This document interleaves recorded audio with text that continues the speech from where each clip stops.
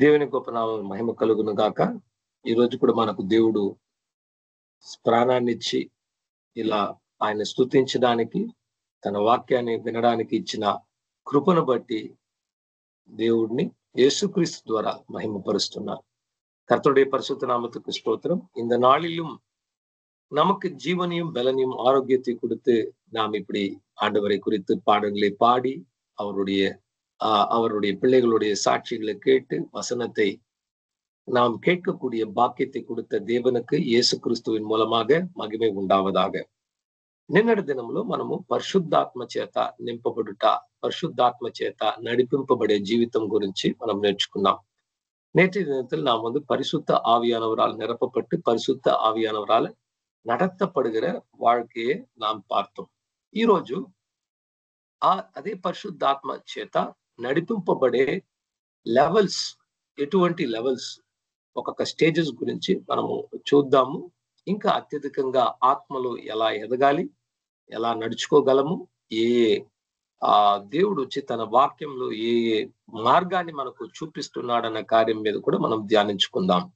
நேற்றைய தினத்தில் நாம் பரிசுத்த ஆவியானவரால் நடத்தப்படுகிற விஷயத்தை குறித்து தியானித்தோம். இன்றைக்கு அதே பரிசுத்த ஆவியானவரால வித்தியாசமான லெவலுக்குள்ளாக, வித்தியாசமான நிலைமைகளுக்குள்ளாக எப்படி நாம் நடத்தப்பட முடியும், ஆவியானவர் என்னென்னலாம் கிரியை செய்வார், எப்படியெல்லாம் செய்வார், వసనத்துல என்ன கொடுத்திருக்கிறார் என்று நாம் பார்ப்போம். ఈ కార్యాన్ని మనం అర్థం చేసుకోవడానికి పాత నిబంధనలో హెజ్కేలు అనే ప్రవక్త రాసిన పుస్తకము 47వ అధ్యాయము 3 నుండి 5 వరకు చదువుకుంటే అక్కడ కొన్ని విషయం రాయబడింది. ఆ వాక్యాన్ని ఉంచుకొని చూడండి. వాక్యానికి 2 అర్థాలు ఉంటాయి. ఒకటి ఆ కాలంలో చరిత్రలో రాయబడిన అర్థము, మరొకటి ఆత్మీయమైన అర్థము అనేది కూడా ఉంటుంది. இன்றைக்கு பாருங்க, எசேக்கியேல் 47வது அதிகாரம், எசேக்கியேல் தீர்க்கதரிசன புஸ்தகம் 47வது அதிகாரம் 3லிருந்து 5 வசனம் வரைக்கும் பார்க்க போகிறோம். சாதாரணமாவே வசனத்துக்கு 2 அர்த்தங்கள் இருக்கும். ஒன்று, அந்த காலகட்டங்கள் என்ன சொல்லப்பட்டிருக்கிறது என்கிற அர்த்தம். அடுத்தது, அந்த காரியங்களை வைத்துக்கொண்டு ఆవికురియமான అర్థங்கள் కూడా, మறைపొరుள் రహస్యங்களை நாம் కట్టుకొள்ளலாம். మీలో ఎవరైనా తీసుకున్నవారు నాకు సహాయం చేయగలిగితే మీరు హెజ్కేలు 47వ అధ్యాయము 3 నుంచి 5 వాక్యాలు చదవమని కోరుకుంటున్నాను. உங்களில் யாராவது வேத புத்தகத்தை வைத்துக்கொண்டு அந்த பாகத்தை, எசேக்கியேல் 47வது அதிகாரம் 3லிருந்து 5 வசனங்களை வாசித்து எனக்கு சகாயம் செய்யும்படியாக அன்போடு கேட்கிறேன். அந்த புருஷன் தமது கையில் நூலை பிடித்துக் கொண்டு கிழக்கே புறப்படுகையில் 1000 முழம் அளந்து என்னை தண்ணீரை கடக்க பண்ணினார். தண்ணீர் கணுக்கால் அளவாயிருந்தது. பின்னும் அவர் 1000 முழம் அளந்து என்னை தண்ணீரை கடக்க பண்ணினார். அங்கே தண்ணீர் முழங்கால் அளவாயிருந்தது. பின்னர் அவர் 1000 அளந்து என்னை கடக்க பண்ணினார். அங்கே தண்ணீர் இடுப்பளவாய் இருந்தது. பின்னும் அவர் 1000 முழம் அளந்தார். அங்கே அது நான் கடக்க கூடாத நதியாயிருந்தது. தண்ணீர் நீச்சலாலமும் கடக்க முடியாத నదియుమాயிருந்தது. Praise the Lord. Thank you sister. తెలుగులో ఒకరు చదువుకుంటారా? తీసుకున్నవారు హెజ్కేలు ప్రవక్త రాసిన పుస్తకము 47వ అధ్యాయము 3 నుంచి 5 వాక్యాలు.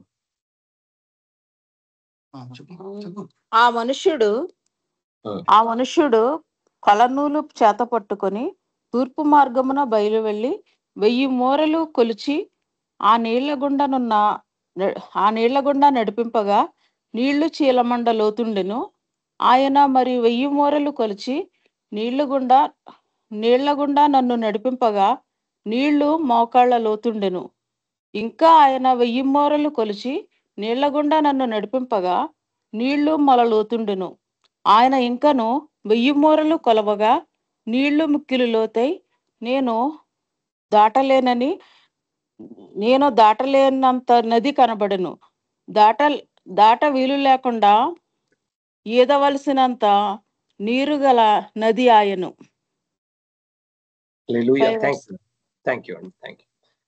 సో ఇక్కడ ప్రవక్త దేవుని ఆత్మ తీసుకెళ్లి ఆయన్ని నీళ్ళలో నడిపిస్తుంటే కొన్ని లెవెల్స్ రాశాడనమాట.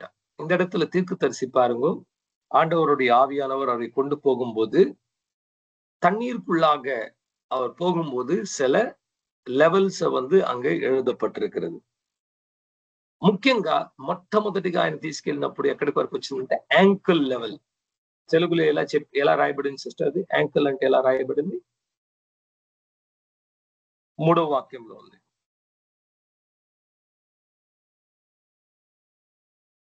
Okay, no problem. అందరికి అర్థమవుతుంది కదా యాంకిల్ లెవెల్ అంటే. ఓకే, యాంకిల్ లెవెల్ కాళ్ళ వరకు అన్నమాట. ఓకే, అరికారులకు పైగా అంత లెవెల్ వరకు ఆ నీళ్లు అది మునిగెను. முதலாக இந்த தீர்க்கதரிசி ஆண்டவர் கொண்டு வரும்போது கணக்கால் அளவுக்கு அந்த ஆங்கிள் லெவலுக்கு தண்ணீர் வந்தது. నీళ్లు, జలము, నది ఎప్పుడు పరిశుద్ధాత్మ యొక్క అభిషేకాన్ని, పరిశుద్ధాత్మ శక్తిని సూచిస్తుంది. தண்ணீர், மழை, ஆறு இதெல்லாம் பரிசுத்த ஆவியானுடைய அபிஷேகத்தையும் வல்லமையும் குறிக்கிறது. దేవుని ఆత్మ ఆయన నడిపించినప్పుడు యాంకిల్ లెవెల్ కు ఆ నీళ్లు వచ్చిందంటే అర్థము అది ఒక అనుభవాన్ని సూచిస్తుంది అన్నమాట. ஆண்டவருடைய ஆவியானவர் நடத்தும் போது அந்த கணுக்கால் அளவுக்கு தண்ணீர் வரும்போது வந்தது என்றால் அது ஒரு అనుభవத்தை குறிக்கிறது. ప్రతి క్రైస్తవుడు రక్షణ పొందితే పరిశుద్ధాత్మ లేకుండా ఎవరు కూడా రక్షణ పొందలేరు. ஒவ்வொரு கிறிஸ்தவர்களும் ரட்சிக்கப்பட வேண்டும் என்றால் பரிசுத்த ஆவியானவர் இல்லாமல் யாருமே రక్షింపబడ முடியாது. మనం కొందరిని చూసి చెప్తాం వీళ్ళు పరిశుద్ధాత్మ పొందుకోలేదు. అర్థం ఏంటంటే అభిషేకాన్ని పొందుకోలేదు. కానీ రక్షింపబడాలంటే కూడా పరిశుద్ధాత్మ క్రియ లేకుండా ఏ వ్యక్తి అయినా కూడా రక్షింపబడలేరండి. நாம் சிலரை பார்த்து சொல்லுவோம், இவங்க பரிசுத்த ஆவியானவரை பெறவில்லை, இல்லாவிட்டால் பரிசுத்த ஆவியான அபிஷேகம் இல்லை என்று சொல்லுவோம். அதனுடைய அர்த்தம் உண்மையாக பரிசுத்த ஆவியானவர் இல்லாமல் கிடையாது. பரிசுத்த ஆவியானவர் இல்லாக்காட்டி யாருமே రక్షింపబడ முடியாது. కొరింథు సంఘానికి పౌలు గారు రాస్తున్నప్పుడు పౌలు చెప్తున్నాడు, ఏ ఒక్క వ్యక్తి కూడా యేసును ప్రభు అని చెప్పడానికి పరిశుద్ధాత్మ సహాయము లేకపోతే, ఆత్మ అతనిలో ప్రేరేపణ కలిగించకపోతే ఎవరు కూడా హృదయ అంతరంగం నుండి యేసయ్యను ఆయన నిజమైన దేవుడు అని తెలుసుకోలేరు.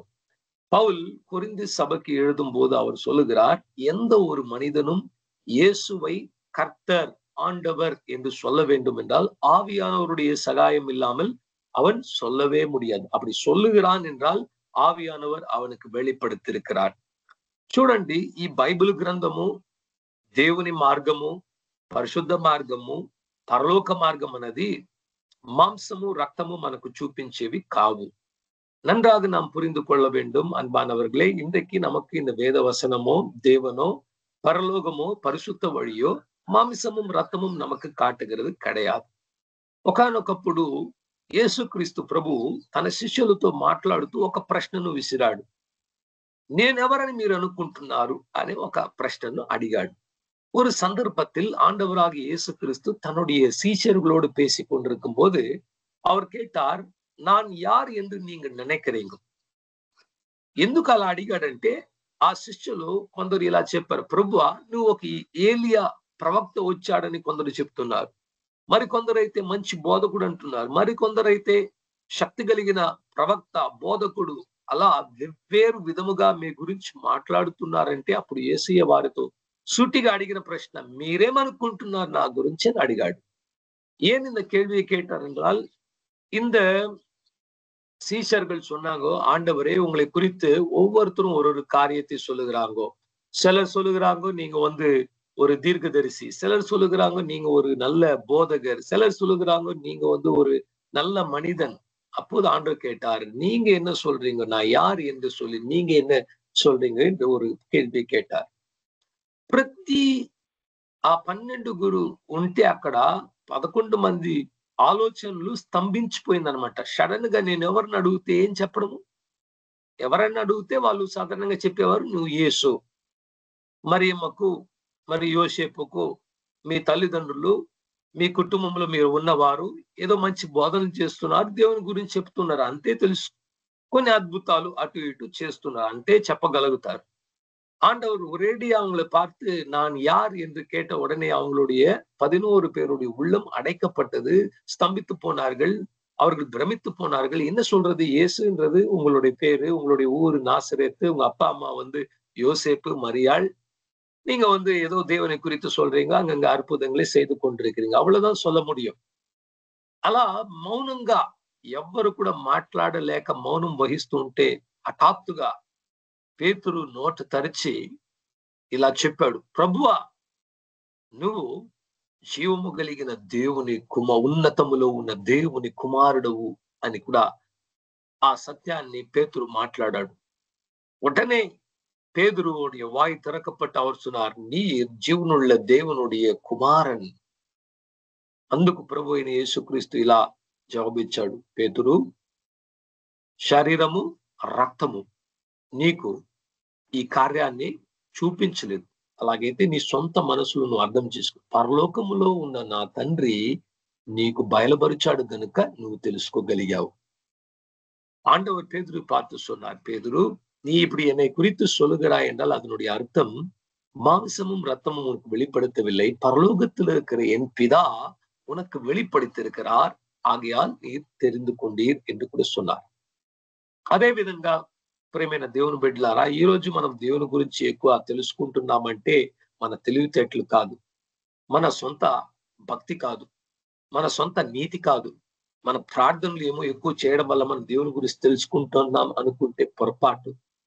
దేవుడు మనకు బయలుపరుస్తున్నాడు గనుక, దేవుడు వాక్యంలో ఉన్న అర్థాన్ని అర్థం చేసుకోవడానికి పరిశుద్ధాత్మ సహాయం చేస్తున్నాడు గనుక తెలుసుకుంటున్నాము. அதே போலதான் அன்பானவர்களே, இன்றைக்கு நாம் கர்த்தருடைய வசனத்தை அதிகமாக தெரிந்து கொள்கிறோம். இல்லாவிட்டால் தேவனுடைய அவரோடு நாம் சேர்ந்து நடக்கிறோம் என்றால் அதனுடைய அர்த்தம் நாம் அதிகமாக பக்தியா இருக்கிறதுனால கிடையாது, அதிகமா ஜெபிக்கிறதால கிடையாது, நம்மளுடைய அறிவு ஞானம் கல்வி படிப்புனால கிடையாது. కర్తరుடைய ఆవియానవర్ நமக்கு வெளிப்படுத்துகிறார். మీకు నాకు యేసుక్రీస్తు ప్రభు అని ఎలా తెలుసు? పరిశుద్ధాత్మ మన హృదయంలో మన ఆత్మకు ఆయన చూపించాడు కనుక మనకు తెలుసు, లేకపోతే తెలియదు. ఎందరో మనలాంటి వాళ్ళు సువార్తను విన్నారు, వారు రక్షణ పొందలేదే, మరి మీరెందుకు రక్షణ పొందారు, నేనెందుకు రక్షణ పొందాను? நீங்களும் நானும் ஏன் ரட்சிக்கப்பட்டிருக்கிறோம்? இன்றைக்கு நம்மை போல இருக்கிறவர்கள், நம்மை விட நல்லவர்களாக இருக்கிறவர்கள் எத்தனையோ பேர் இந்த சுவிசேஷத்தை கேட்டு அவங்க ரட்சிக்கப்படவில்லை.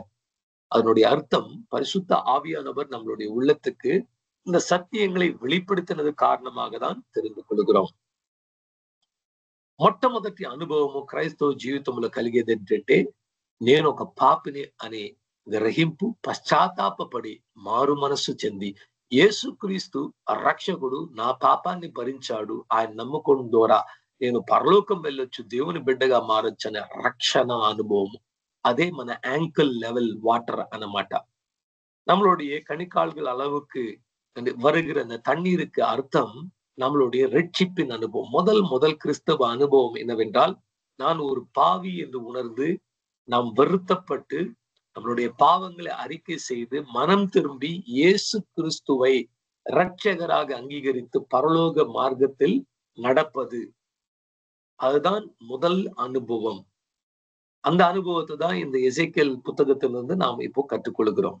ఈ ఎజెకియలు పుస్తకంలో రాయబడిన 47వ అధ్యాయం 3వ వచనంలో రాయబడిన మొట్టమొదటి ఆత్మీయమైన అనుభవము, యాంకిల్ లెవెల్ ఆఫ్ వాటర్ ఏంటంటే రక్షణ అనుభవము. ఇదే ప్రారంభమైన అనుభవము. అక్కడితో ఆగిపోవాలని దేవుని చిత్తము కాదు. நாம் முதல் முறையாக நம்மளுடைய ஆங்கிள் லெவல் அந்த தண்ணீர் வருகிறது என்றால் அதுக்கு அர்த்தம் நம்மளுடைய ரட்சிப்பின் அனுபவம். அதுதான் ஆரம்பம், அதுதான் நம்மளுடைய எடுத்து வைக்கிறது. ஆனா அதிலே நாம் நின்று விட வேண்டும் என்பது தேவ సిద్ధం கிடையாது. రక్షణ మంచిది, దేవుని తెలుసుకున్నట మంచిది, పాపాలు క్షమింపబడాయి అనేసి అర్థం చేసుకున్నట మంచిది. కానీ అక్కడికి ఆగిపోతే మన క్రైస్తవ జీవితం ఎదగకుండా క్రీస్తు యొక్క సారూపంలో మారడం అసాధ్యము. நாம் ரட்சிக்கப்படுகிறது நல்லது, ரட்சிப்பின் வசனத்தை தெரிந்து கொள்வது நல்லது, பாவங்கள் மன்னிக்கப்பட்டது என்று அறிந்தது நல்லது, பரலோகத்துக்கு போகிறோம் என்று தெரிந்து கொண்ட செய்தி நல்லது. ஆனால் அந்த இடத்திலே நீங்கள் நின்று விட்டால் உங்களுடைய ஆவிக்குரிய வளர்ச்சி அது அப்படியே நின்று போகும். கிறிஸ்து இயேசுவின் அந்த சுபாவத்துக்குள்ளாக இல்லாவிட்டால் పరిపూర్ణத்துக்குள்ளாக அவரை పోల మార முடியாது. ఈ రోజు ఆ ప్రవక్త ఎలా వెళితే మొట్టమొదటిగా ఆయన పాదాలు వరకు ఆ నీళ్లు వచ్చిందో అదే విధంగా అనేక క్రైస్తవులు కూడా దేవుని యొద్దకు వచ్చి పాదాల వరకు తడుపుతే ఇదే చాలు అని ఆగిపోయిన వారు ఎందరో. இந்த தீர்க்கதரிசி எப்படி தண்ணீருக்குள்ளாக போகும்போது அவருடைய பாதம் முதலாக நினைந்து அந்த அளவுக்கு தண்ணீர் வந்ததோ, அதே போலதான் அநேக கிறிஸ்தவர்கள் ரட்சிப்பின் அனுபவத்துக்குள்ளாக வந்து இயேசு ரட்சகர் என்று தெரிந்து கொண்டு அந்த అనుభవத்திலே నిండు పోరాంగ. ఈ రోజు అటువంటి రక్షణ అనుభవము మీకు ఉందా, నాకు ఉందా అని ఒక్కసారి మనం ప్రశ్నించుకోవాలి. இன்றைக்கு இப்படிப்பட்ட ரட்சிப்பின் அனுபவம் உங்களுக்கு இருக்கிறதா, எனக்கு இருக்கிறதா என்று நாம் கேள்வி கேட்க வேண்டும். మనల్ని మనము మోసపరుచుకోకూడదు. మనం రక్షణ పొందకపోతే ఇదే అనుకూలమైన సమయము, ఇదే రక్షణ దినము. ఈ రోజు మోకాలు వంగి పాప క్షమాపణ అడిగి మన హృదయాన్ని పవిత్రపరుచుకొని పాపాన్ని విడిచిపెట్టి మారు మనసు చెంది యేసు వైపు సిలువ తీసుకొని నడవవలసినది అవసరం. நம்மை நாம் ஏமாற்றிக் கொள்ள வேண்டிய அவசியமில்லை. நீங்கள் ஒருவேளை ரட்சிக்கப்படாமல் இருந்தால் இன்றைக்கு இப்பொழுது இந்த நாளே, இந்த நேரமே சரியான நேரம். இந்த நாள் தான் ரட்சிப்பின் நாள். நீங்க முழங்கால் படிட்டு உங்களுடைய பாவத்தை அறிக்கை செய்து மனம் திரும்பி இயேசுவுக்கு பின்பாக சிலுவை எடுத்துக்கொண்டு நடந்து வாங்கோ, உங்களுக்கு நித்திய జీవన్ உண்டாகும். ప్రియులారా, మొట్టమొదటి అనుభవం రక్షణ అనుభవం. అన్బానవర్గలి మొదల్ అనుభవం రక్షిప్పిన్ అనుభవం. కానీ ఇక్కడ చూడండి ఏం చేస్తున్నాడు, ఆ ప్రవక్తను ముందుకు తీసుకెళ్తున్నాడు దేవుడు. இங்க பாருங்க என்ன நடக்கிறது. பாதத்தின் அளவுக்கு தண்ணீர் வந்தால் அந்த இடத்துல நிறுத்தவில்லை, அவரை இன்னும் முன்னால கொண்டு போகிறார். ఇంకొక 1000 అడుగులు ముందుకు తీసుకెళ్ళినప్పుడు అది మోకాళ్ళ వరకు వచ్చిందంట ఆ నీళ్లు. இன்னும் கொஞ்சம் ஆழத்துக்குள்ளாக கொண்டு போகும்போது முழங்கால் அளவுக்கு வந்தது அந்த தண்ணீர். ఎవరు తీసుకెళ్తున్నారు? దేవుని ఆత్మ తీసుకెళ్తున్నాడు. యారు కొండు పోகிறாంగు? కర్తరుడి ఆవియానోరు కొండు పోகிறாరు. ఈ ఉదయ కాలం మందు మీ ఆత్మను, నా ఆత్మను దేవుని సముద్రంలో తీసుకెళ్లాలంటే, దేవుని ఆ నదిలో తీసుకెళ్లాలంటే, ఈరోజు మనం పాడుకున్నట్లు ఆ జీవ నదిలో తీసుకెళ్లాలంటే పరిశుద్ధాత్మనే మనం తీసుకెళ్లగలడు. இன்றைக்கு உங்களையும் என்னையும் அந்த தேவனுடைய நதிக்குள்ளாக யார் கொண்டு போக முடியும் என்றால் పరిశుద్ధ ఆవియానவர் தான் கொண்டு போக முடியும். మొట్టమొదటిగా మనం అర్థం చేసుకోవాలి, పరిశుద్ధాత్మ మనల్ని నడిపిస్తుంటే ఆ నడిపింపుకు మనల్ని మనము అప్పగించుకోవాలి. முதலாவது நாம் புரிந்து கொள்ள வேண்டிய காரியம், பரிசுத்த ஆவியானவர் நம்மை நடத்தும் போது அந்த நடத்துதலுக்கு நம்மை நாம் விட்டு கொடுக்க வேண்டும். దేవునికి ఉన్న ఒక గొప్ప స్వభావం ఏంటంటే, గొప్ప గుణం ఏంటంటే, ఎవరిని ఏ రోజు ఎప్పుడు బలవంతపరచడు. నేను పదే పదే ఈ మాటలను అనేక సార్లు చెప్పాను, మరలా చెప్తున్నాను. దేవుడు మిమ్మల్ని బలవంతం పరచడు. ஆண்டவர், நான் உங்களுக்கு அடிக்கடிக்கு சொல்லுகிற ஒரு காரியம், மறுபடியும் சொல்லுகிற ஒரு காரியம் என்னவென்றால், கர்த்தர் நம்மை எப்போதும் அவர் கட்டாயப்படுத்த மாட்டார். எந்த விஷயத்திலும் அவர் நம்மை కట్టాయపడుత మాటారు. ప్రభు మనల్ని ఏ విషయంలో అయినా ఎప్పుడైనా కూడా ఆయన మనల్ని బలవంత పరచడండి. ఆండవర్ ఎంత విషయத்திலும் நம்மை కట్టాయపడుత మాటారు. ఒకవేళ మీరు ఆలోచిస్తూ ఉండొచ్చు, ప్రభువా, నేను ఎన్నో సంవత్సరాలుగా నేను వెంబడిస్తున్నాను, కానీ నాకు ఆత్మీయమైన రహస్యాలు తెలియడం లేదు. నేను ఆత్మలో ఎదగలేకపోతున్నాను. నేను అసలు ప్రార్థించుకోలేకపోతున్నాను. ఎందుకు ప్రభువా నా జీవితంలో మార్పు రాలేదనేసి కూడా మనం அதிசயப்படுத்து ఉంటాం. நாம் அநேக நேரத்துல நாம் யோசித்துக் கொண்டிருப்போம், ஏன் ஆண்டவரே என்னுடைய வாழ்க்கையில மாற்றம் வரவில்லை, ஏன் ஆண்டவரே என்னுடைய வாழ்க்கையில ஜெபிக்க முடியவில்லை என்று நம்மை நாம் కేள்వి கேட்டுக் கொண்டிருப்போம். ప్రభు చెప్తాడు, నేనేం చేయగలను, నువ్వు ఆశిస్తే నీకు ఇస్తాను. ஆண்டவர் சொல்வார், நான் எதையும் செய்ய முடியாது, நீ விரும்பினால் உனக்கு நான் கொடுப்பேன். యెషయా ప్రవక్త గ్రంథము రాసిన గ్రంథము 1వ అధ్యాయము 19వ వాక్యంలో ఇలా రాయబడింది, నువ్వు సమ్మతించి నా మాటలను ఆలకించిన ఎడలా ఈ దేశములో ఉన్న మంచి పదార్థాలను నువ్వు భుజిస్తావు. ஏசாயா தீர்க்கதரிசன புஸ்தகம் 1వ அதிகாரம் 19வது வசனம் எப்படி சொல்லுகிறது, நீ விரும்பி என்னுடைய வார்த்தைகளுக்கு கீழ்ப்படிந்தால் அந்த தேசத்தில் இருக்கிற నన్మయాన కనిயை నీ పుసిపాయ్ என்று சொல்லுகிறார். ఇక్కడ 2 కార్యాలు ఉన్నాయి. ఒకటి నువ్వు సమ్మతించాలి, 2 ఆయన మాటలు చొప్పున నడుచుకోవాలి. இந்த வசனத்தில் 2 பாகங்கள் இருக்குது. ஒன்று நீங்க விரும்பணும், இரண்டாவது அவருடைய వార్తయిன்பడి నడకணும். కొందరు దేవుని వాక్యం చొప్పున నడుస్తుంటే కూడా వారు ఆశించకపోతే అటువంటి ఎదుగుదలను ఆత్మీయమైన అనుభవాన్ని దేవుడు ఇవ్వలేడు. சிலர் கீழ்பட்டு கொண்டிருந்தாலும் அவங்க விரும்பாத காரணத்தினால కర్తరిடத்திலிருந்து ఆవికుரிய వளర్చి அவங்க పెట్టుకొள்ள முடியாது. మరి కొందరైతే ఎక్కువ కోరుకుంటారు కానీ అస్సలు దేవుని మాట వినరు, వాళ్ళు కూడా పొందుకోలేరు. இன்னும் சிலர் நிறைய விரும்புவாங்க, எனக்கு வரம் வேணும், இது வேணும், அது வேணும். ஆனா ஆண்டவர் சொல்றது ஒண்ணுமே செய்ய மாட்டாங்க, அவங்களுக்கும் எதுவும் கிடைக்காது. 2 కలుసుకోవాలి. మన ఆశ మనం సమ్మతించడము, దాంతో పాటు దేవునికి విధేయతను చూపించడము. 2 பாகமும் ஒன்று சேர வேண்டும். நாம் விரும்புகிறதும் தேவனுடைய வசனத்துக்கு கீழ்ப்படியும் போது నన్మయాన కార్యத்தினால దేవుడు நம்மை నిరపువారు. ఈ రెండో అనుభవం వచ్చి మోకాళ్ళ వరకు ఆ నీళ్లు, పరిశుద్ధాత్మ నీళ్లు ఆయన మోకాళ్ళ వరకు వచ్చిందనమాట. ఈ రెండవది అనుభవத்துல அந்த தண்ணீர் அளவு ముழంగాల్ அளவுக்கு வந்தது. ఈరోజు ఆత్మీయంగా దీని అర్థాన్ని మనం ఇలా అర్థం చేసుకోవచ్చు. ఈ మోకాళ్ళ వరకు నీళ్లు వచ్చిందంటే ఒక వ్యక్తి రక్షింపబడిన తరువాత పరిశుద్ధ ఆత్మ అభిషేకాన్ని పొందుకునే ఒక అనుభవము. இந்த முழங்கால் அளவுக்கு தண்ணீர் என்று சொல்லுகிறது ஒரு மனிதன் ரட்சிக்கப்பட்டதுக்கு பிறகு அவன் పరిశుద్ధ ఆవిயினால் నిరపப்படுகிற ஒரு అనుభవం. రక్షణతో ఆగిపోకూడదు. ఈ రోజు మీరు పరిశుద్ధాత్మ అభిషేకాన్ని పొందుకున్నారా అనే ప్రశ్నను మీరు ప్రశ్నించుకోవాలి. ரட்சிப்போடு நின்று போகாம இன்றைக்கு நீங்க பரிசுத்த ஆவியானுடைய அபிஷேகத்தை பெற்றிருக்கிறீங்களா என்று நீங்க ஒரு முறை உங்களை நீங்க கேள்வி கேட்கணும். పరిశుద్ధాత్మ అభిషేకాన్ని పొందుకోకపోతే మీరు దేవుని యొద్ద ప్రార్థించాలి. దేవా, నన్ను మీ ఆత్మ చేత నింపుము, నీ అభిషేకాన్ని నా మీద కుమ్మరించుము, నా శరీరాన్ని, ప్రాణాత్మ శరీరాన్ని అంగీకరించి దహన బలిగా మార్చు తండ్రి అని కూడా ప్రార్థించవలను. நீங்கள் ரட்சிக்கப்பட்டதுக்கு பிறகு பரிசுத்த ஆவியானவரை பெறாம இருந்தால் நீங்க ஜெபிக்கணும். ஆண்டவரே, என்னை பரிசுத்த ஆவியினால் நிரப்பும், என்னுடைய ஆவி ஆத்மா சரீரத்தை உம்முடைய ఆవినాల దగన బలియాగా ఏర్తుకొల్లు. పరిశుద్ధాత్మ పొందుకోవాలంటే ఎవరికి పరిశుద్ధాత్మ ఇవ్వబడుతుంది? పరిశుద్ధ ఆవియానవரை పెట్టుకొள்ள வேண்டும் என்றால் யாருக்கு పరిశుద్ధ ఆవియానవరు கொடுக்கப்படும்? అనేకులు అనుకునేది ఎలా అంటే పరిశుద్ధంగా ఉన్న వాళ్ళకు దేవుడు పరిశుద్ధాత్మనిస్తాడండి. దేవుని మాటలకు ఎక్కువ విధేయతగా ఉన్న వారికి దేవుని పరిశుద్ధాత్మనిస్తాడు. కానీ నాలో ఆ విధేయత లేదు, నాలో ఆ పరిశుద్ధత లేదు కనుక పరిశుద్ధాత్మ నాకు ఇవ్వబడదు అని కూడా అనుకుంటారు. அநேகர் யோசிப்பாங்க, பரிசுத்த ஆவியானவர் பெற வேண்டும் என்றால் மிகவும் பரிசுத்தமா இருக்கணும், நாம் அப்பதான் ஆவியானவரை பெற முடியும். அது கொஞ்சம் பேருக்கு தான் నిனைக்கிறாరు. మొట్టమొదటిగా మనం తెలుసుకోవాలి, సత్యాన్ని గ్రహించండి, సత్యం మిమ్మల్ని విడుదల చేస్తుంది. యోహాను సువార్త 8వ అధ్యాయం 32వ వచనం. யோவான் சுவிசேஷம் 8வது அதிகாரம் 32வது வசனம் சொல்கிறது, సత్యத்தை அறியுங்கள், సత్యం உங்களை విడుదలయాக்கும். పరిశుద్ధాత్మ ఎవరు పొందుకుంటారనే సత్యాన్ని మనం గ్రహించాలి.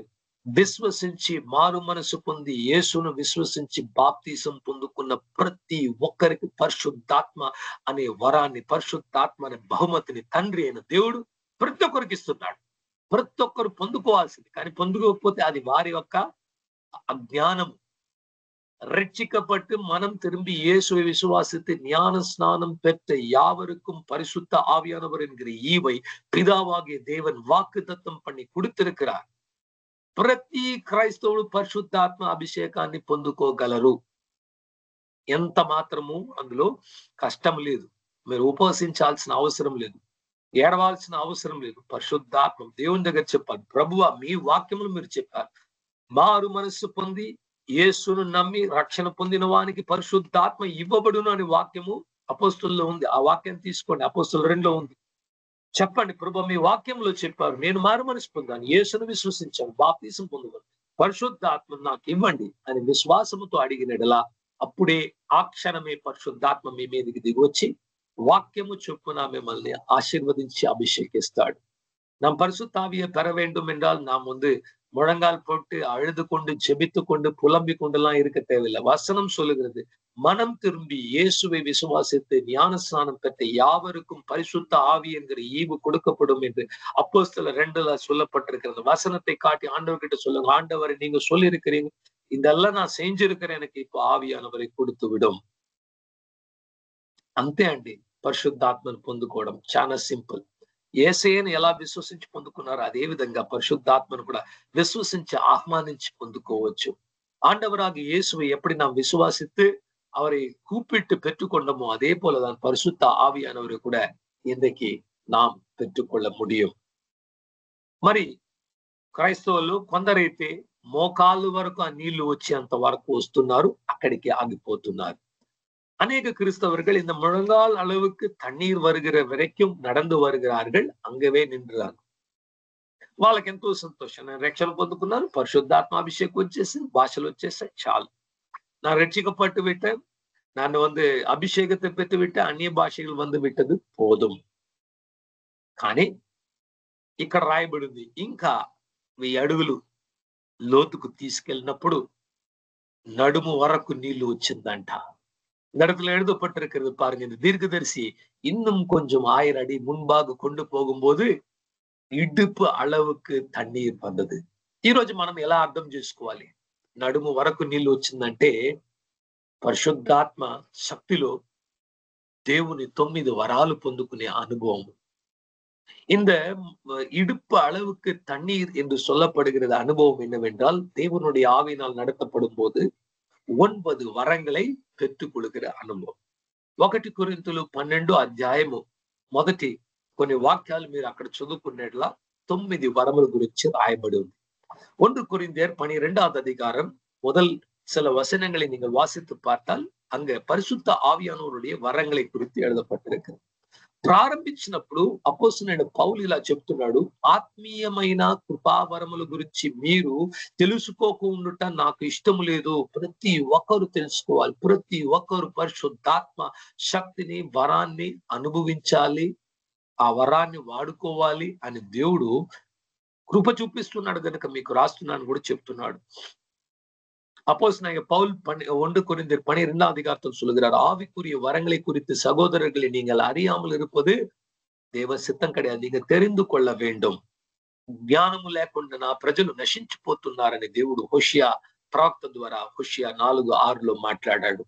హోషియా தீர்க்கதரிசன புஸ்தகம் 4வது அதிகாரம் 6வது வசனத்தில் தேவன் இப்படி சொன்னார், என் ஜனங்கள் ஞானம் இல்லாமல் அழிந்து போகிறார்கள்.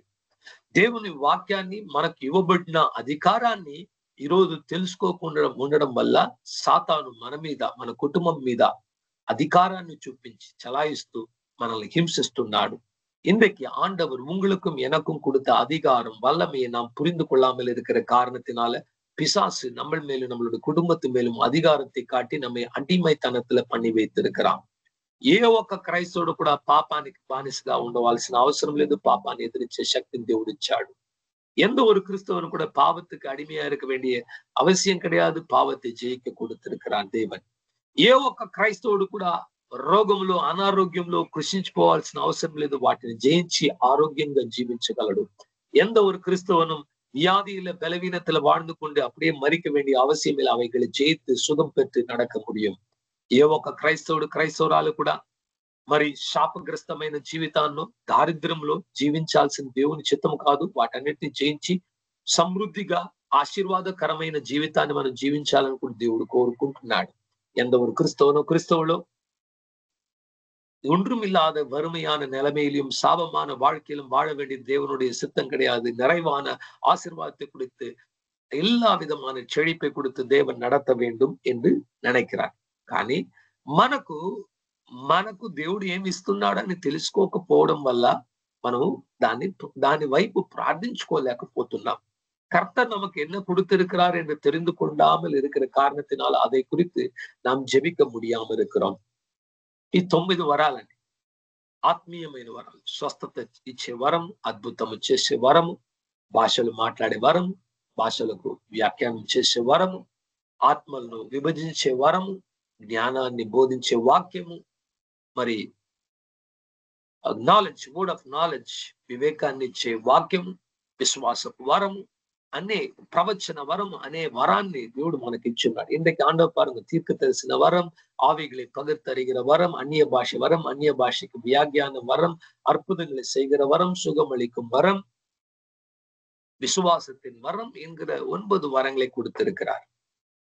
కానీ అనేకులు ఆ నడుము వరకు ఉన్న ఆ నీళ్ళ అనుభవంలో వెళ్లకుండా మోకాళ్ళ వరకు లేకపోతే పాదాల వరకు తడుపుకుంటూ అక్కడే ఆగిపోయారు. அநேக கிறிஸ்தவர்கள் அவர்கள் பாதம் நினைகிற அளவுக்கு இல்லாவிட்டால் முழங்கால் அளவுக்கு தண்ணீர் வந்தவன் நின்று போய்விட்டாங்க. ஆனா சிலர் தான் இந்த இடுப்பின் அளவு வரைக்கும் போகிறாங்க. దేవుని వరములను మనం పొందుకున్నప్పుడు ఇతరులకు ఎంతో మనము ప్రయోజనకరంగా ఉండొచ్చు. ఈ వాక్యం అనేది చాలా వేగంగా అగ్ని వలె సువార్త అనేది ప్రపంచానికి వెళ్ళిపోతుంది. வரங்கள் கிரியை செய்யும் போது இந்த వార్తయానది వేగமாக అగ్నిயை పోల పరవు. ఈరోజు చూడండి, మనము 20 సంవత్సరాలుగా సేవ చేయొచ్చు, కానీ వరముతో కూడుకున్న సేవను 1 నెల చేస్తే 20 నెలల్లో చేసే పని జరిగిపోతుంది. இன்னைக்கு நாம் 20 வருஷமா ஊழியம் செய்து கொண்டிருக்கலாம். ஆனா தேவனுடைய 9 வரங்கள் ஒரு மனிதனுக்குள்ளாக கிரியை செய்யும் போது 20 ஆண்டு செய்து முடிக்கிறத 1 మాసத்துல செய்து முடிச்சிருவான். హల్లెలూయా. అదే అండి దేవుని వేగం. వరం ఎలాంటిదంటే సువార్తను ప్రకటించడానికి, యేసయ్యే నిజమైన దేవుడని రుజువు చేయడానికి ఈ ఆత్మీయమైన వరం అన్నది ఎక్కువ ఉపయోగపడుతుంది. ஆண்டவராக இயேசுதான் தேவன், அவருடைய சுவிசேஷம் உண்மை என்று நிரூபித்து காட்டும்படியாக అద్భుతంகள், అడయాళంகள் ఉదవి చేయం. ఏ మతములో కూడా నేను గమనించింది అనమాట, ఏ మతములోనైనా ఈ ప్రపంచం ప్రారంభించి ఇంతవరకు కూడా ఇమ్మీడియట్ మిరకల్స్ అని జరిగేది దేవుడు ఒక్కడే చేయగలుగుతున్నాడు. క్రైస్తవ్యంలోనే అది జరుగుతా ఉంది. కొందరు దాన్ని అపకసించినా, దాన్ని వచ్చి ఒప్పుకున్నా ఒప్పుకోకపోయినా నిజమేంటంటే ఎక్కడ కూడా కుంటోడు లేచి నడుస్తాడు నా దేవుని నామములో అనేసి ఏ దేవుడు కూడా చేయలేదు. యేసు నామములోనే అటువంటి అద్భుతాలు ఈ రోజు వరకు కూడా జరుగుతుంది. వాటిని మనం చేయగలిగితే మనం నిరూపించగలము ఇతడే నిజమైన దేవుడని కూడా.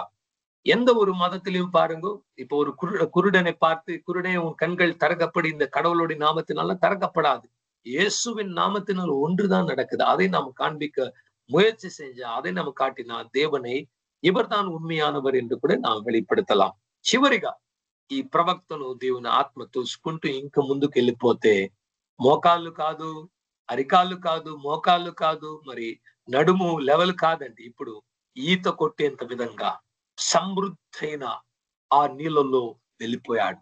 ఇక నిలబడుకోలేడు, ఇక నిలబడుకోలేడు, ఇక నిలబడుకోలేడు. ఇక నిల్చుకొని చేసేది, నిలబడుకునేది ఉండదనమాట. ఆ అలలు ఆయన తీసుకెళ్ళిపోతుంది. అంతవరకు ఈ నడుము వరకు వచ్చినప్పుడు అతని ఆధిపత్యం అనేది కూడా కొద్దిగా ఉండేదన్నమాట. నీళ్ళలో వెళ్ళినప్పుడు చూడండి, మన అరికాల వరకు వస్తే, మోకాల వరకు వచ్చినప్పుడు, నడుము వరకు వచ్చినప్పుడు మనం నిల్చుకొని మనము కొద్దిగా కంట్రోల్ చేస్తాం, నీళ్ళతో పాటు క్రియేట్ చేస్తుంటాం. కానీ లోపలికి వెళ్ళిపోయి ఇంకా లోతుకి వెళ్ళిపోయారనుకోండి, మనం నిలుచుకునేది ఉండదు. ఆ నీళ్లతో పాటు ఈత కొట్టుకునేదే ఉంటుంది, నీళ్ళతో పాటు కలిసి వెళ్ళిపోయేదే ఉంటుంది. பாருங்க, நாம் நார்மலாக நாம் சாதாரணமாக தண்ணீருக்குள்ள போய் நின்றால் கால் அளவுக்கு, முழங்கால் அளவுக்கு, இடுப்பளவுக்கு வரும்போது நாம் கொஞ்சம் நின்று பிரயத்னம் செஞ்சு கொண்டிருப்போம் அந்த தண்ணீரோட. ஆனா உள்ள போகும்போது நீச்சல் ஆழம் வந்து விட்டால் என்ன நடக்கும்? நம்ம செய்யறது ஒண்ணுமே இல்லை, அந்த தண்ணி தான் கொண்டு போகும். అదే విధంగా మనము దేవుని కొరకు అత్యధికమైన స్థాయిలో వెళ్ళినప్పుడు దేవుని ఆత్మ మనం ఈత కొట్టుకునే విధంగా తీసుకెళ్తాడు. அதே மாதிரிதான் நம்ம ஆவியானவர் இந்த தண்ணீருக்குள்ளாக கொண்டு போகும்போது, நீச்சல் ఆழத்துக்குள்ள పోగుம்போது அவர் நம்மை ఈంద செய்வார். పాస్టర్ పాల్ అనేసి ఒక పాస్టర్ గారు ఉండేవారు అనమాట. సిలోన్ దేశంలో ఆయనే ద పెంతెకోస్త్ మిషన్ అనే సంఘాన్ని ఆయన ప్రారంభించాడు కొన్ని 100 సంవత్సరాల క్రితం. ஒரு 100 ஆண்டுக்கு முன்பாக பாஸ்டர் பால் ராமன்குட்டி என்ற ஒரு பாஸ்டர் இருந்தார். அவர் தான் ద పెంతెకోస్త్ మిషన్ என்கிற ஒரு ஊழியத்தை ఆరంభించారు. ఆయన పుస్తకంలో నేను చదువుకున్నప్పుడు తను రాసింది, తన జీవిత చరిత్రలో రాసింది ఏంటంటే, మొట్టమొదటిగా నేను దేవుని కొరకు సేవ చేయాలనుకున్నప్పుడు నేనేదో దేవునికి చేయాలనుకున్నాను. அவர் சொல்லுகிறார் அவருடைய புத்தகத்தில், அவருடைய வாழ்க்கை வரலாறுல, முதலாவது நான் தேவனுக்காக ஊழியம் செய்யும் போது கர்த்தருக்காக நான் ஏதோ ஒன்று சாதிக்க வேண்டும் என்று வந்தேன். ఆ తర్వాత నేను అర్థం చేసుకున్నాను, నేను దేవునితో చేరి ఇద్దరు ఏకీభవించి సేవ చేయాలని. அதற்கு பிறகு அவர் புரிந்து கொண்டாரா, நானும் கர்த்தரும் ஒன்று சேர்ந்து ஊழியம் செய்ய வேண்டும் என்று. కానీ తన జీవితం చివరి గడియల్లో వచ్చినప్పుడు ఆయన చెప్తున్నాడు, నేను అర్థం చేసుకున్నాను, నేను చేసేది ఏం లేదు, నాలో క్రీస్తే సర్వాన్ని, ఆయనే చేస్తున్నాడు, నేను ఊరుకుండాలి అంతే. ఆయన చేస్తూ ఉంటే, వెళ్ళిపోతుంటే, ఈత కొట్టి అనుభవంలో తీసుకెళ్లిపోతుంటే, అసలు నేను చేసేది ఏముండదు, ఆయనే సమస్తముగా ఉండి చేస్తున్నాడని కూడా చెప్పాడు. கடைசி அவருடைய வாழ்க்கை முடிவில் அவர் சொல்லுகிற காரியம் என்னவென்றால், நான் செய்கிறது ஒன்றுமில்லை, క్రిస్తువే எனக்குள்ளாக எல்லாவற்றையும் செய்கிறார். ఈ రోజు ఈ ఈత కొట్టే అనుభవము అనే కార్యాన్ని ఎలా అర్థం చేసుకోవాలంటే,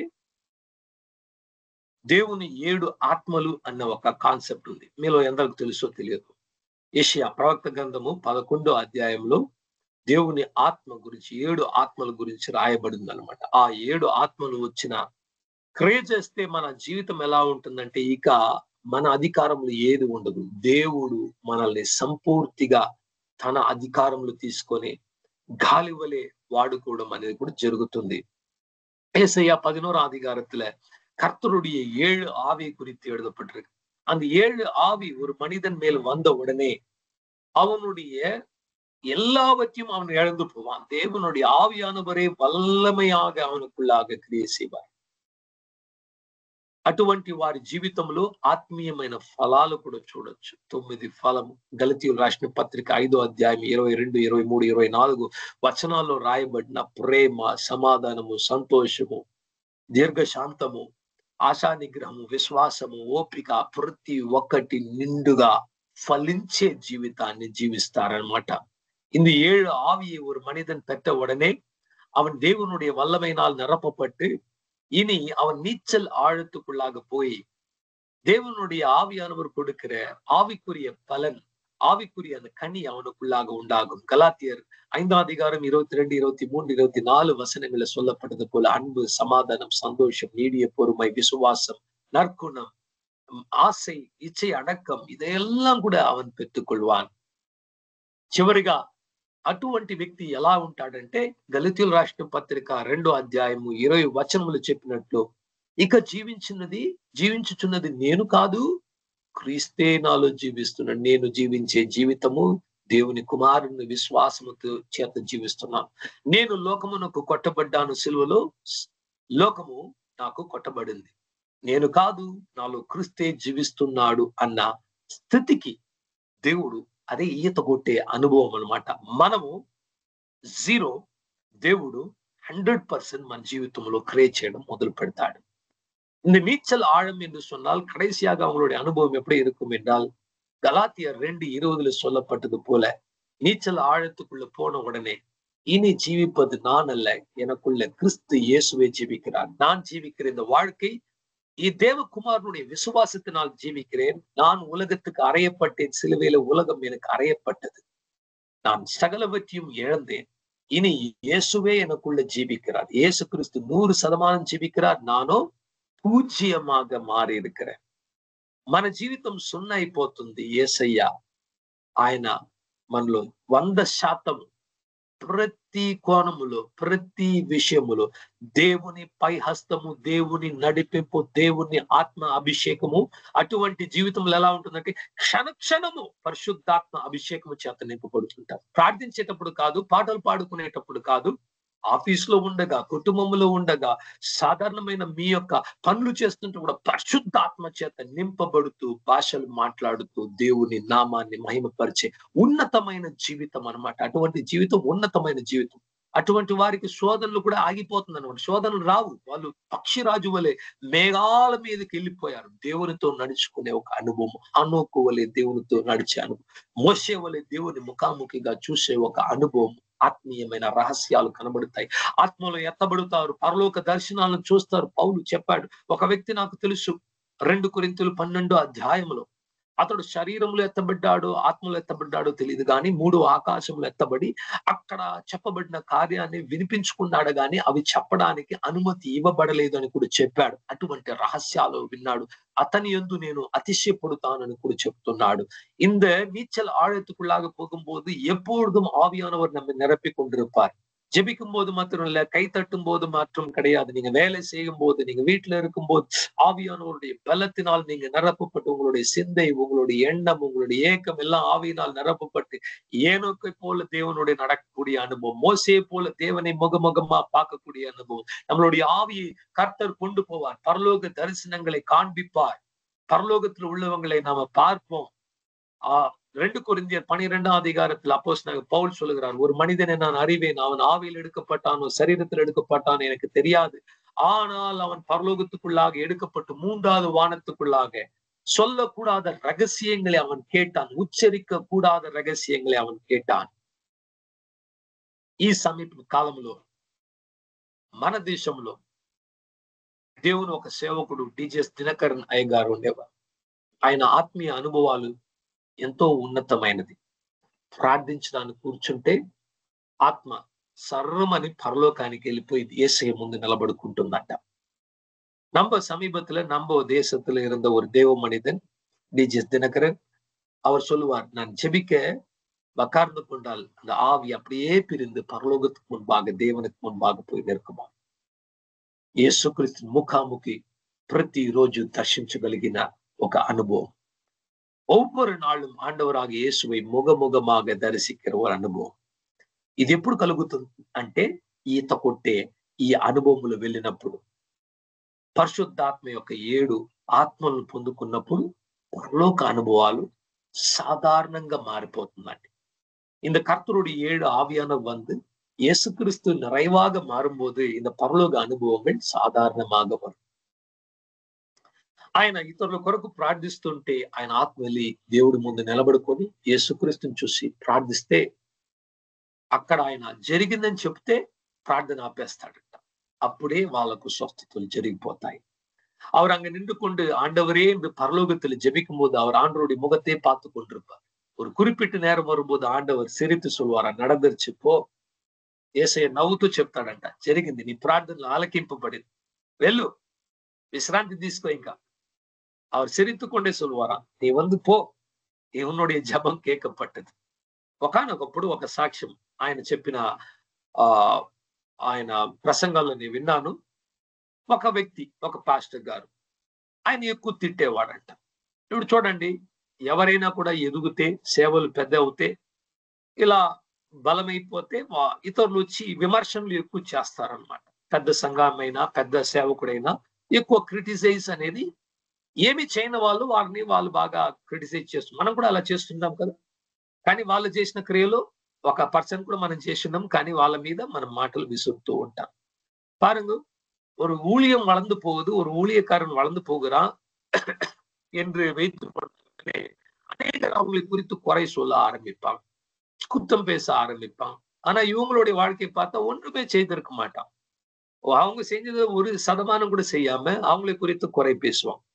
అలాగా ఒక పాస్టర్ గారు వచ్చి ఈయన గురించి ఎక్కువ తప్పు మాట్లాడేవాడట. ఆ పాస్టర్ గారి యొక్క కుమార్తెకు ఒకరోజు తలనొప్పి ఎక్కువ వేసిందట. డాక్టర్ దగ్గర తీసుకెళ్తే డాక్టర్ చూసి ఒక పెద్ద ట్యూమర్ ఉంది, బ్రెయిన్ కు తగిలింది, తీయాలంటే ఆపరేషన్ చేస్తే మీ అమ్మాయి చనిపోవచ్చు. యవ్వన స్త్రీ అన్నమాట, ఒక 22 యవ్వనంలో ఉన్న ఒక అమ్మాయి చనిపోతుంది, గ్యారంటీ లేదు, ఆ తర్వాత కూడా ఎలా ఉంటుంది రికవరీ చెప్పుకోలేము అంటే ఆయన కుమిలిపోయి బాధపడిపోయి నా అమ్మాయికి ఇలా ఉందని తెలిసి అప్పుడు ఎవరు గుర్తుకొచ్చారంటే టీజీఎస్ దినకరన్ గుర్తుకొచ్చాడంట. ఇంకా ఆత్మీయ వరాలు పొందుకున్న వ్యక్తి దేవుని దగ్గర ప్రార్థిస్తే జరుగుతుందన్న నమ్మకంతో ఆయన దగ్గర కాల్ చేసి క్షమాపణ కోరి, అయ్యా నా కొరకు ప్రార్థించు, నా అమ్మాయి చనిపోతుంది, నువ్వు ప్రార్థించవా? ఈయనకు తెలుసు ఎక్కువ నన్ను తిట్టేవాడని. అతడే కాల్ చేసి చెప్తే ఈయన చెప్పాడంట, ప్రార్థన చేస్తాను. ஒரு பாஸ்டர் இருந்தார், அவர் வந்து இந்த ஊழியக்காரர் టీజీఎస్ దినకరன் ரொம்பவும் திட்டுவார், ரொம்பவும் வந்து அவர் வந்து கேவலமா பேசுவார், குத்தம் சொல்லி பேசுவார். ஆனா அவங்களுடைய மகளுக்கு ஒரு நாள் வந்து தலைவலி வந்து ஹாஸ்பிட்டல் கூட்டு போகும்போது ஒரு 20-22 வயது நிறைந்த ஒரு பெண், பெரிய ஒரு டியூமர், ஒரு கட்டி பிரெயினுக்குள்ள வந்து விட்டது. அந்த காரணத்தினால டாக்டர் சொன்னாங்களாம், நாங்க சர்ஜரி பண்ணாலும் அந்த சர்ஜரி டேபிள்ல கூட அந்த மகள் மறிக்க முடியும், நாங்க கேரண்டி கொடுக்க முடியாது. அப்போ இவருக்கு ஞாபகம் வந்தது, இந்த ஊழியக்காரர். இவர் கால் பண்ணி அவங்க கேட்டாங்களா, எங்களுக்காக ஜெபிப்பீங்களா, என்னை మన్నింగ உங்களுக்கு குறித்து நான் పేసిరిக்கிறேன். అప్పుడు ఈ దేవుని భక్తుడు ఏం చేశాడంటే తెలుసా మీకు, మనమైంటే నన్ను చెప్పాడు కదా, అలాగే జరగాలి, నా గురించి మాట్లాడు కదా, అందుకే దేవుడు శిక్షించాడు అని కూడా చెప్పుకునే వాళ్ళే మేము. நம்மளா இருந்தா நம்ம என்ன சொல்லியிருப்போம், என்னை பத்தி நீ பேசினல்ல, ஆண்டவர் கொடுத்துட்டாரியா தண்டனை உனக்கு, அவ்வளவுதான் முடிஞ்சிருச்சு உன் வாழ்க்கை, அப்படிதான் நினைச்சிருப்போம். కానీ ఈయన ఏం చేశారంటే వెళ్ళి మోకాలు వంగాడంట రాత్రి వేళలో. 9 గంటలకు మోకాలు వంగితే ప్రార్థించి ప్రార్థించి ప్రార్థించి అమ్మాయి కొరకు ఏడ్చి ఏడ్చి ఏడ్చి దేవుని దగ్గర ప్రార్థిస్తున్నాడు, ప్రభువా స్వస్థపరచు, ఆ అమ్మాయికి జీవము నివ్వుము అనేసి ప్రార్థిస్తుంటే, ప్రార్థనలో కూర్చుంటే ఆ దేవుడు వచ్చి ఆన్సర్ ఇచ్చేంత వరకు లేచుకోడంట. అలా ప్రార్థిస్తూ ఉంటే మధ్యరాత్రి పొద్దున వేకువజా 3 గంటలు అయిపోయింది, 9 నుంచి ఒక్కటే ప్రార్థన. ఆ అమ్మాయి ఇప్పుడు హాస్పిటల్ ఉంది, స్వస్థత జరగాలి. 3 గంటలు అయినప్పుడు పొద్దున వేకువజామున ఒక దేవుని దూత కిందికి దిగి వచ్చి, దినకరన్ నీ ప్రార్థనలు దేవుడు విన్నాడు, నువ్వు వెళ్ళి విశ్రాంతి తీసుకో, go and sleep, your prayers are heard, God has done the miracle అని ఒక వాక్యాన్ని చెప్తే ఈయన సంతోషంతో వెళ్ళి పడుకొని నిద్రపోయాడంట. 9 மணியிலிருந்து ஜெபித்து ஜெபித்து ஜெபித்து ஜெபித்து ஜெபித்து கடைசியில பார்த்தா 23 மணி விடிய காலம் ஒரு தூதன் இறங்கி வந்து, தினகரன் உன்னுடைய ஜெபம் கேட்கப்பட்டது, நீ పోయి கடந்து ఉరంగి, ఆండవర్ చేయించారు. ఆయన పడుకున్నాడు. మరుసటి రోజు డాక్టర్లు సర్జరీకి తీయడానికి ముందు మరలా ఒకసారి స్కాన్ చేయించాలని స్కాన్ తీస్తే అస్సలు ట్యూమర్ కనబడటం లేదు, నార్మల్ బ్రెయినే కనిపిస్తుంది. వాళ్ళు చెప్పారంటే అద్భుతం, సూపర్ న్యాచురల్ మిరాకల్ ఇది, అస్సలు మా అనుభవంలో ఎప్పుడు కూడా, పాత స్కాన్ చూస్తే అన్నిట్లో ఇంత పెద్ద గడ్డ ఉంది, ఇక్కడ చూస్తే ఏం లేదు, అస్సలు ఆశ్చర్యము అద్భుతము, ఇంటికి వెళ్ళిపోండి అనేసి వాళ్ళు పంపించేశారంట. ఆ రోజు నుంచి ఈయన ఆయన తిట్టడం మానేశాడు. హల్లెలూయా. ఎలా జరిగింది? ఈత కొట్టే అనుభవం కలిగినప్పుడు ఇటువంటి అద్భుతాలు కూడా జరుగుతుంది. ఈ రోజు మీరు నేను ప్రార్థిస్తే కూడా అటువంటి అద్భుతాలు, మనము పరిశుద్ధాత్మ చేత నడిపింపబడి 7 ఆత్మల చేత నింపబడితే ఇటువంటి కార్యాలు కూడా జరుగుతుందన్న విషయాన్ని మొట్టమొదటిగా మనం అంగీకరించాలి, నమ్మాలి, విశ్వసించాలి, ఎదురు చూడాలి. இன்றைக்கு பாருங்க, அவங்க இவ்வளவு பிரச்சனை நடந்துட்டு கடைசியில பார்த்து காலையில ஒரு ஸ்கேன் எடுத்து பார்த்தாங்க. ஸ்கேன் எடுத்து பார்த்தா அந்த டியூமர், அந்த கட்டி இருந்த இடமே தெரியல. அந்த மகள் சுகமடைந்தால் டாக்டர்கள் சொன்னாங்க, ஒரு பெரிய அற்புதம், நீங்க வீட்டுக்கு போகலாம். அந்த நாள்ல இருந்து அவங்க ரொம்ப சந்தோஷமாயி இவரை குறை கூறுகிறது நிறுத்தி விட்டாங்களாம். பாருங்க, நீங்களும் நானும் செஞ்சா கூட இந்த ఆవిயில் எடுக்கப்படும் போது, ఆవిயில நடத்தப்படும் போது இப்படிப்பட்ட అనుభవాలు நடக்கும். ఈ రోజు మనం ఏ లెవెల్లో ఉన్నాము, ఏ లెవెల్లో అభిషేకంలో మనం ఉన్నాం ఒక్కసారి చూడాలి. పాదములు తడిపేంత వరకు ఉన్నామా, మోకాళ్ళ వరకు వచ్చామా, మరి నడుము వరకు వచ్చామా, ఈత కొట్టే అనుభవంలో వచ్చామా? మనందరికి తెలుసు, మనం ఎవరు కూడా నడుము లెవెల్లో రాలేదు, ఈత కొట్టే అనుభవం రాలేదు. ఎక్కువ అంటే మహా అంటే మోకాళ్ళు వరకే మన ఆత్మీయ స్థితిలో ఎదుగున్నాము. కానీ దేవుని ఆత్మ యొద్ద మనం కోరుకొని అప్పగించుకున్నప్పుడు దేవుడు ఖచ్చితంగా మనం నడిపిస్తాడు. దేవుడు ప్రతి ఒక్కరిని ఈత కొట్టే అనుభవం నడిపించిన గాక. ఈ వాక్యాన్ని దేవుడు దీవించిన గాక. ఆమేన్. இன்னைக்கு நாம ஒரு கேள்வி கேட்கணும். நாம் பாதத்தின் அளவுக்கு வந்திருக்கிறோமா, முழங்கால் அளவுக்கு வந்திருக்கிறோமா, இடுப்பு அளவுக்கு வந்திருக்கிறோமா, நீச்சல் ஆழத்துக்கு வந்திருக்கிறோமா? நம்ம எல்லாருக்குமே தெரியும், நம்ம பாதத்தில் இல்லாவிட்டால் முழங்கால தான் இருக்கிறோம். இன்னும் இடுப்பு அளவுக்கு நீச்சல் ஆழத்துக்கும் வரல. விரும்பி ஜெபித்து ஆவியானவர் ஒப்பு கொடுத்தால் உங்களையும் என்ன கூட நீச்சல் ஆழத்துக்குள்ள தேவன் கொண்டு போவார். கர்த்தர் இந்த வசனங்களை ஆசீர்வதிப்பாராக. ஆமேன், ஆமேன். கொஞ்சம் இது